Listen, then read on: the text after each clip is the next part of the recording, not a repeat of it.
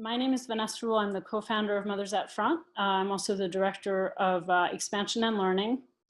And tonight is a very exciting night. It's definitely one of the best expressions of Mothers at Front because we have an elected official who is a champion of our cause, who is willing to act, but really needs the people power in order to make it happen. We have an allied organization leader, Varshini Prakash from Sunrise, who is building power with her people, the youth movement. And then we have moms and caregivers and others who are here because they care so much, and we are the ones that are needed to make this happen at the federal level. And so welcome everybody, it's wonderful to have you. So now it is my pleasure to introduce Congresswoman Ayanna Pressley. The Congresswoman has been a climate champion. For a long time, she was on the Boston City Council and worked with Mothers at Front to get utilities to stop gas leaks in the city of Boston that were leaking a lot of methane. She also came out very publicly against a pipeline that was proposed in the city. And then one of her first act as Congresswoman was to co-sponsor the resolution for the Green New Deal that Representative Alexandria Ocasio-Cortez put forth. So it is my pleasure to pass it on to you, Congresswoman. Thank you for being here. Well, thank you all so very much. And, I just want to say that we find ourselves in unprecedented times, and these unprecedented times require and demand unprecedented organizing, unprecedented mobilizing, unprecedented legislating, unprecedented hope. And I do believe that Mothers Out Front and the Green New Deal embody all of these elements. There's been a lot of emphasis on the unprecedented diversity of this freshman class, and in particular, the number of women that are serving. And, I take a personal pride in that, but I think that ultimately, those of us that were on the ballot and are now at the policy and decision-making tables and in the corridors of power are really only spotlighting and amplifying what mothers, grandmothers, and caregivers have been doing in community for decades. We are the table shakers. We are the truth tellers. We are the justice seekers. We are the preservers of democracy. And so I want to thank each and every one of you for the role that you're playing in community every day to ensure the safety and prosperity of our children and future generations. I'm just coming from one of 4 rallies that I participated in this weekend in opposition to the occupant of this White House and this fake emergency. And to be clear, I refer to him as the occupant only, not because I dishonor the office, but because he does. And so, while he has been obsessing about building a monument of hate, a wall that would not make us any safer and would instead further militarize communities along the southern border and demonize our immigrant brothers and sisters, while this administration has been focused on implementing a racist and xenophobic agenda, all of you have been focused on the real emergency, and that is the existential threat to our very existence, the issue of climate change. And so I am proud that one of the first official acts as the Congresswoman for the Massachusetts 7th efforts that I was a part of was in concert with my friend and my colleague, the gentle lady from New York, Congresswoman Alexandria Ocasio-Cortez, and those efforts were supported by fellow Bay State Senator Ed Markey, who's been a leader in this space for decades. And we introduced the Green New Deal, and it's a bold vision statement, a sweeping framework to fight for a more just and equitable future.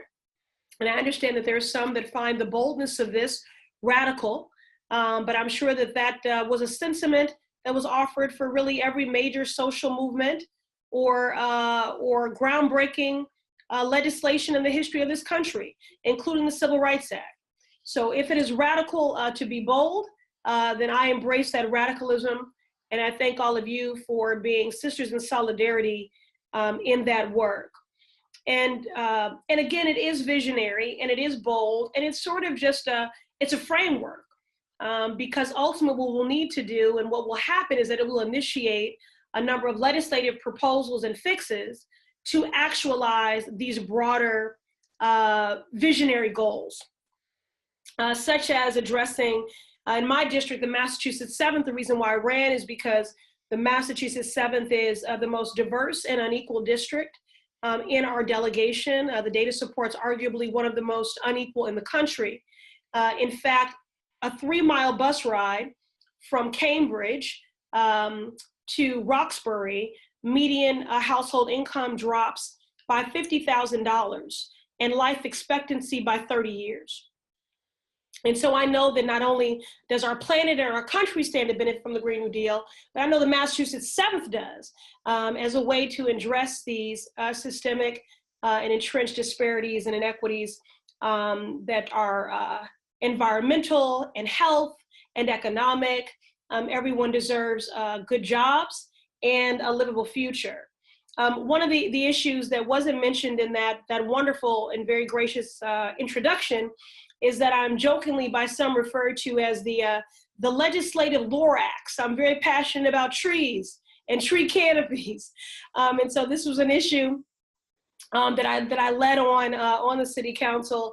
And so I do like to think about these issues holistically, both in the macro and in the micro. And certainly environmental inequities in our green infrastructure, a lack of trees and green spaces, broken and damaged sidewalks contribute greatly to health disparities and impact quality of life. We have some of the highest asthma rates in the country in the Massachusetts 7th. And again, so many of the issues that sort of guide my thinking and approach to crafting legislation and policies that will help to support the Green New Deal and to make it a reality are inspired and informed by what I see up close and personal here in the Massachusetts 7th. Alexandria Ocasio-Cortez says it best when she says that, this is about justice, that the water we drink is justice, the air we breathe is justice, the green space we preserve is justice. So this is a fight for justice and to ensure that it is equitably felt. One of the things I do want to say that I'm really uplifted by is that for a long time I took issue with the fact that the green movement didn't have too many Black and brown people in it. Even though the communities that stood to be the most vulnerable to sea level rise, to extreme climate, but we were not seeing an equitable investment in building up the resiliency of these communities. And so I'm really encouraged that this is a movement, thanks to Sunrise, that is multi-generational, thanks to Mothers Out Front, that is multi-generational, and also multiracial and multicultural. The health of the individual, the family, the community, the country, and our planet is inextricably linked. And we all have a role to play in that. And so I am encouraged that because of Mothers Out Front, because of the Sunrise movement, that you have sent a bold and clear mandate to your leaders to make this issue the priority. And we know that it will be the priority heading into these 2020 presidential elections. And that right there is a victory, because I don't think the last presidential election, this was discussed at all. And many of us were elected on a Green New Deal. And on issues relative to mitigating the effects of climate change and combating it, these are issues that they've tried to marginalize and make fringe for a very long time. And so the fact that this is now at the top of the agenda is really a testament to the movement that all of you are a part of and have been building. And I can't thank you enough for that. So I want to speak to a couple of specifics, and then I will turn it over to the experts here, because I'm just really a sister in solidarity. So I'm taking my cues from Sunrise and others. But we need to strengthen investments in local environmental justice initiatives like the Environmental Justice Small Grants Program. We also have to ensure that any federal infrastructure package includes robust investment in energy efficient homes. This is another issue that I led on the local level, and that is solar equity. Excuse me. And so we need energy efficient homes, buildings, and transportation that can help us achieve 100% zero carbon emissions by 2050. And we also have to work towards a green job guarantee. The two fastest growing industries right now for job creation, it is the green rush, which is the growth of the cannabis industry, and green jobs. And so we have to make sure that those opportunities are equitably available. And again, everyone deserves a good job and a livable future. So we have to work towards a green job guarantee, which ensures that all workers have access to good jobs, affordable education, quality training, and livable wages. And it's really just that simple. So I want to thank all of you for your commitment to addressing what is the real emergency, unlike the current occupant of our White House. Well, thank you so much for these incredibly inspiring words and for being part of this movement with us. I can't tell you how emboldening and heartening it is to have a leader like you in Congress right now. We all need hope, and there you are. So thank you so much for all your work. Thank you so much. Yeah. Proud to be a part of the movement. Thank you for everything you're doing. Yeah, thanks. So now we're going to hear from Varshini Prakash, who is the amazing co-founder and executive director of the Sunrise Movement. That is a youth-led movement that has been truly the driving force behind getting the Green New Deal resolution in Congress. They've worked really closely with Alexandria Ocasio-Cortez, and Varshini started as a climate leader at UMass Amherst. She led a very successful divestment campaign there, and then she ended up coordinating the divestment campaigns for the Student Divestment Network before co-founding Sunrise. So it is my great pleasure to introduce Varshini. Hi, everybody. I hope you can hear me. Okay, great. I am usually based in Boston, which is where I've met Vanessa and all these lovely people when I was just figuring out what this beautiful world of organizing was as a college sophomore. But I'm currently actually in New Orleans. We are down here meeting with a lot of frontline leaders and people who are actually still working in the recovery and the aftermath of Hurricane Katrina all along the Louisiana coast, but also in Mississippi and even beyond. So it is it is just remarkable to be here and to see the young people, the mothers, the grandmothers who really hold this shit down in New Orleans and who have been rebuilding and supporting infrastructure and job creation and entrepreneurial innovation, all in the aftermath of disaster. And if someone's going to rebuild and someone's going to protect our earth and our planet and our people, it is going to be groups like Mothers Out Front. And I hope we can do it alongside you. So it's wonderful to be here. As Vanessa said, I'm the executive director of Sunrise Movement. I'm based in East Boston, Massachusetts. So it is an honor to actually I got to vote for Representative Pressley, and she is my Congresswoman, which I feel blessed to have that. And Sunrise is really a movement that is by and for and led by young people that is working to build a broader movement to stop the climate crisis and create millions of good jobs for our generation and for people across this country. We launched in July of 2017, and since then have done a ton of work getting fossil fuel money out of our political system and ensuring that the financial influence of the fossil fuel industry doesn't corrupt our democracy. Working to elect climate champions to office, people like Alexandria Ocasio-Cortez and Ayanna Pressley and Ilhan Omar and Rashida Tlaib and so many more. And we spent the last year and a half also working to build the public consensus and the political will around the real solutions to the climate crisis at scale, commensurate to the magnitude of what it is that our generation is facing, and what it is that's going to throw us into chaos and violence and an uninhabitable future if we don't take action right now. So I wanted to share a little bit Congresswoman Pressley got into, some of the specifics around the Green New Deal, but I really wanted to get into why the Green New Deal, what the impetus for it was. So in the summer of 2018, many of us were working to elect climate champions to office, to contact hundreds of thousands of youth voters and get them engaged electorally, and developing the leadership of young people across this nation. And at the same time, we were noticing a few pretty disturbing trends in our politics.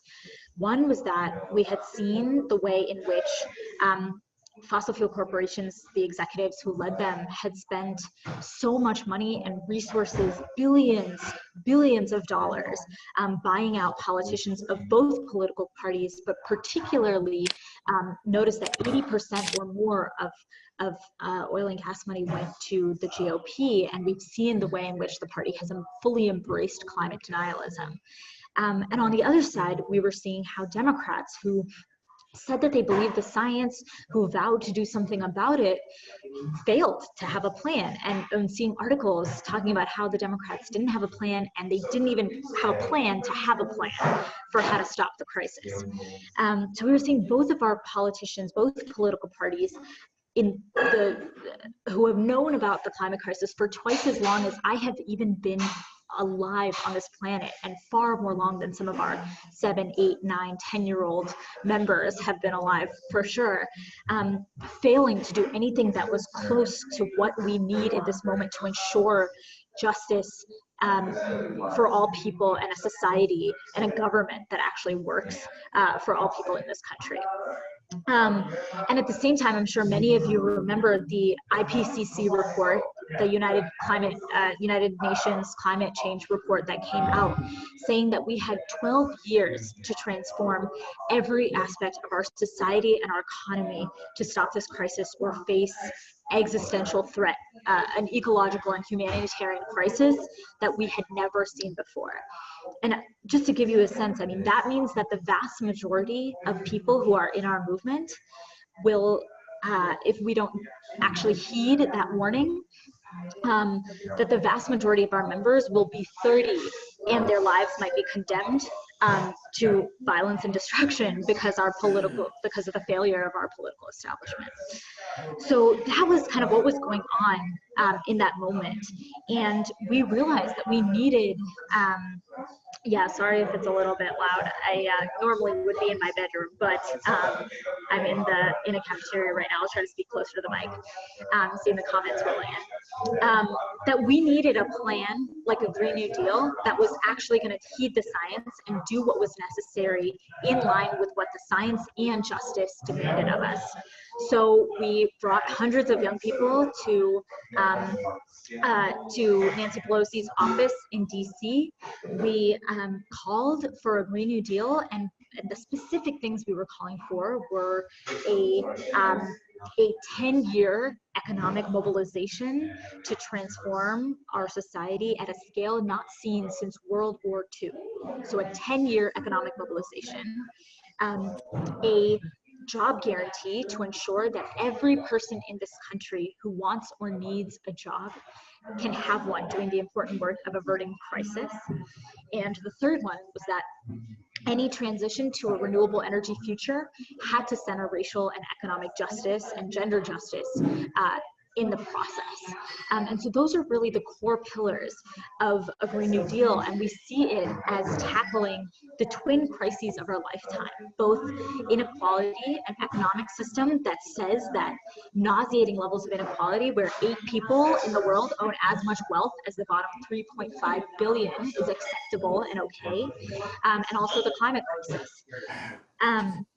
And so just very quickly, I mean, many of you have seen the momentum that has been built. We have seen thousands upon thousands of articles about a Green New Deal since. Every major presidential contender on the Democratic side has endorsed the Green New Deal. The resolution that came out recently has almost 90 co-sponsors in the House and 12 in the Senate. the level of support amongst local officials. There are over 300 local officials who endorse the Green New Deal, thousands of organizations. The level of support has been unprecedented and so, so inspiring. And I think what's the best about this is I've seen young people, I've seen mothers, I've seen grandmothers and caregivers across this country coming together in real intergenerational solidarity, and rooted in the kind of action that we need in this moment.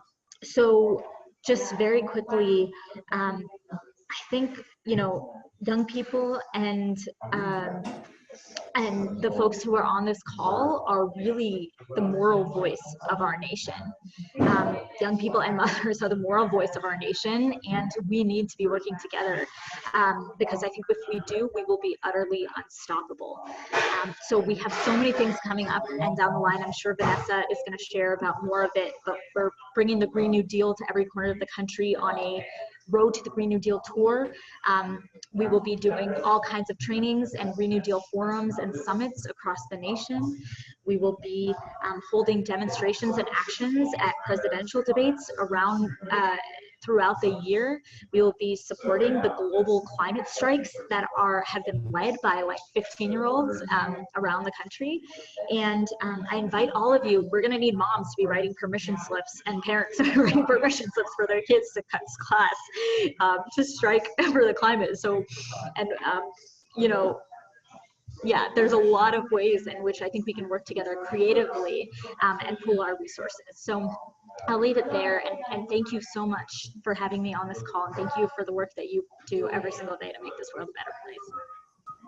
Thank you, Varshini. It's so inspiring to hear you. Thank you for all the work that you've done. It's been amazing to watch you grow, because I have known you since you were in college, which is, it's just, I've been inspired. And the youth movement really is what inspired me to take action, honestly, because you all told it like it was, and it was really clear what needed to be done. So thanks for that. There are so many ways that hopefully we'll be able to support Sunrise. And one way that we can support Sunrise is the concrete ways that we know at Mothers at Front how to do very deep organizing and really use our power to get decision makers to act. They really listen to us because they don't want to come out against us. And so we have designed our Mother's Day, our annual Mother's Day mobilization around the Green New Deal in a way that's really going to hopefully enable us to continue working on our deep organizing campaigns, but really start building political will from the bottom up. And so I'm going to turn it over to Heather Dulisse, who's going to tell us about how we're going to do that. Heather has been one of Mothers at Front's 1,500 active volunteers who are changing the political landscape and on energy and climate in their communities and states right now, and they're growing really, really fast. Heather learned about Mothers at Front from another mom that she met in a parenting leadership program, and she decided to attend a meeting, and I'm sure that story is familiar to many of you on this call. Then she became active in the Mothers at Front movement to give herself, her children, her community a voice in a world that was silencing the realities of climate change, health, racial, social, economic, and ecological injustices. So Heather, I'm really excited to pass it on to you now. And I'm going to share my screen because I know you're going to be using a slide deck. So I'm going to do that right now and mute myself. Okay, everybody, thanks for being on this call tonight to learn how mothers, others, caregivers, and allies can support a Green New Deal through all the work we are already doing. Can you hear me? Am I good? Yes. Okay. My name is Heather Dulisse. My home is in Rochester, New York, where I'm raising two children, 11 and 6. I have a 9-month-old puppy and a ferocious feline, Mr. Snuggles. I'm here with you tonight because of the recent climate report from the IPCC. The report was released the same day I was giving a statement to my town hall meeting. I was going to urge them to commit to 100% local energy for residents. The news had me in tears as I was trying to make my statement. What I told them was, we know we are running out of time to stop a global crisis, but our nation has the power to change this. So after giving them my story about how we can put our arms together, because it really takes us with our cities and our towns and our states to make a movement on a federal level. And I then asked them for a private meeting. My team was a little taken back because it was a change in strategy, and I hadn't really told them because it was a very last minute heartfelt decision. The town agreed. We were able to meet with them, and my team was very supportive. We got a win because as of now, we have, this town has passed something called community choice enabling legislation. And our town supervisor has since then made a public statement claiming and supporting that he's going to be joining other towns and making sure that our town is providing 100% renewable energy for residents. So I'm excited about the Green New Deal because it holds our government accountable to resolutions that will protect the humans and environment with policies that other nations around the globe can model after. Finally, getting our voices out front to combat climate change and preserve a livable climate and ecological justice for future generations. So, why moms and the Green New Deal, and how? It's because together we get decision makers to make concrete policy changes. And they don't like to come out against us and our children. Females make up 51% of the population. And of the females that are childbearing age, 86% are moms, making us a powerful constituency. So a few changes we've already made and impacts. In Massachusetts on the state level, we've passed clean energy legislation in 2016 and 18. And in New York, we were able to delay proposed gas pipelines.